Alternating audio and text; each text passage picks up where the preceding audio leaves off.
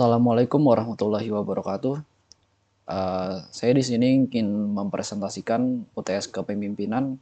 Nama saya Syauqil Nurillah dan NIM saya 22114974. Oke, langsung saja. Uh, Pertanyaan pertama adalah peran kepemimpinan di dunia mahasiswa. Oke, kepemimpinan ini di dunia mahasiswa bukan hanya tentang memimpin organisasi atau orang ya, tapi juga kemampuan untuk mengelola diri, untuk mengambil keputusan, serta memberi pengaruh positif untuk lingkungan kita. Terus, peran kepemimpinan di dunia mahasiswa itu terdiri dari melatih kemampuan komunikasi dan kerja tim. Jadi tim itu harus saling berkomunikasi dan dengan begitu kerja sama tim akan menjadi lancar, terus membangun rasa tanggung jawab dan disiplin. Sebagai seorang pemimpin, kita harus mempunyai rasa tanggung jawab dan disiplin yang tinggi. Terus meningkatkan kemampuan problem solving, itu menjadi salah satu tugas pemimpin sebagai otak dari sebuah organisasi. Dan mengembangkan relasi dan networking juga untuk kedepannya organisasi ini bisa bekerja sama dengan orang lain atau organisasi lain. Terus juga menjadi pondasi kepribadian untuk masa depan. Oke, selanjutnya dampak pada karir masa depannya adalah ya membantu adaptasi kepada lingkungan kerja yang kompetitif, menjadi nilai plus saat rekrutmen karena leadership adalah soft skill yang penting. Terus membentuk pemahaman bagaimana mengatur tim, deadline, dan tekanan kerja juga. Intinya kepemimpinan sejak mahasiswa itu tuh melatih pondasi kita untuk memimpin sebuah organisasi atau perorangan sejak sedini mungkin agar nanti di dunia kerja kita bisa beradaptasi dengan lebih cepat. Oke, selanjutnya hubungan kepemimpinan dengan masa depan karir. Oke, yang pertama adalah memberikan nilai tambah saat melamar kerja, membantu adaptasi di lingkungan profesional, terus meningkatkan kemampuan mengambil keputusan dan melatih dan mengelola tim melewati tekanan dan juga deadline yang mepet. Jadi kita melatih mentalitas kita juga di sana. Oke, selanjutnya pemimpin yang menginspirasi saya. Saya di sini memilih Elon Musk sebagai CEO Tesla, SpaceX, Neuralink, dan X.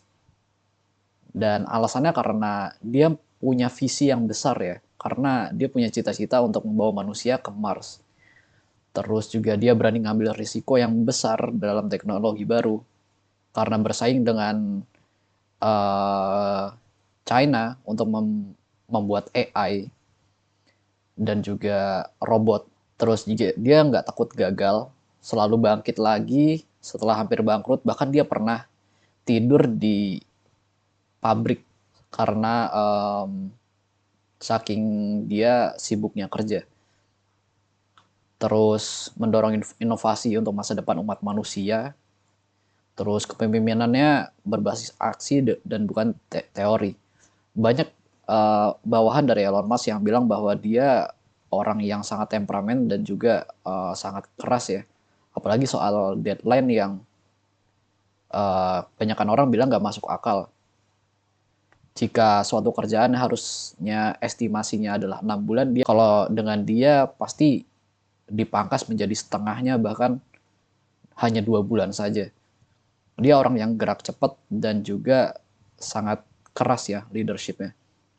Nilai yang saya pelajari adalah mimpi besar harus disertai keberanian dan eksekusi.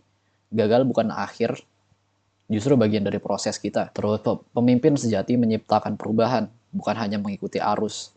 Terus semangat kerja keras dan konsisten membuka jalan untuk inovasi yang lebih besar. Oke, selanjutnya. Konsep pemimpin selalu terlihat.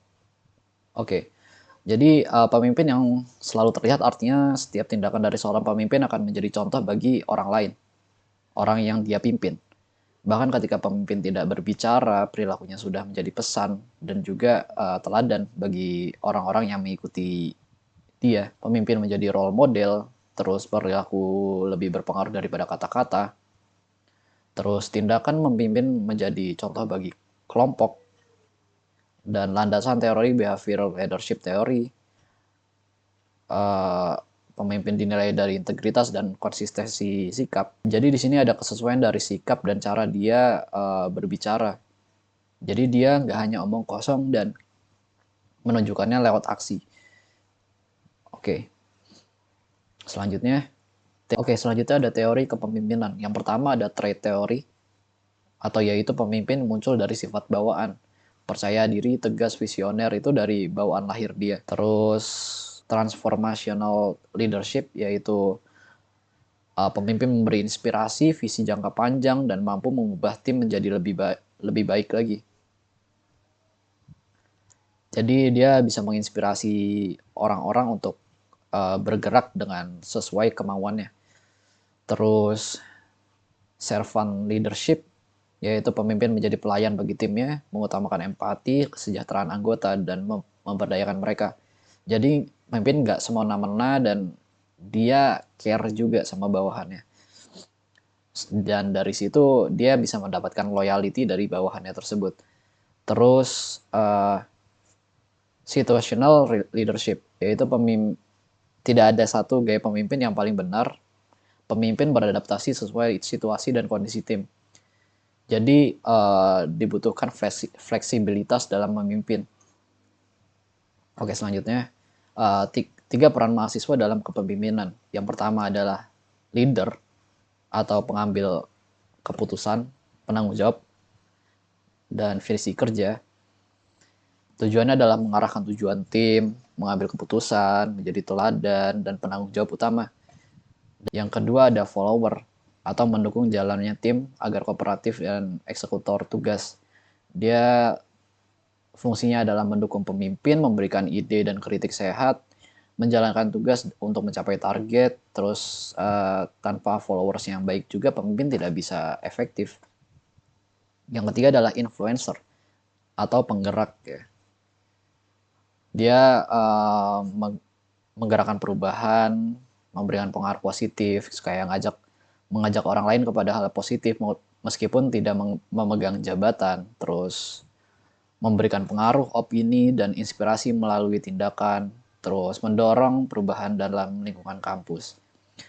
Ya, jadi kayak mahasiswa ideal itu mampu memainkan ketiganya. Dari leader, follower, dan influencer. So, selanjutnya penutup ya. Jadi kesimpulannya adalah kepemimpinan dimulai dari diri sendiri.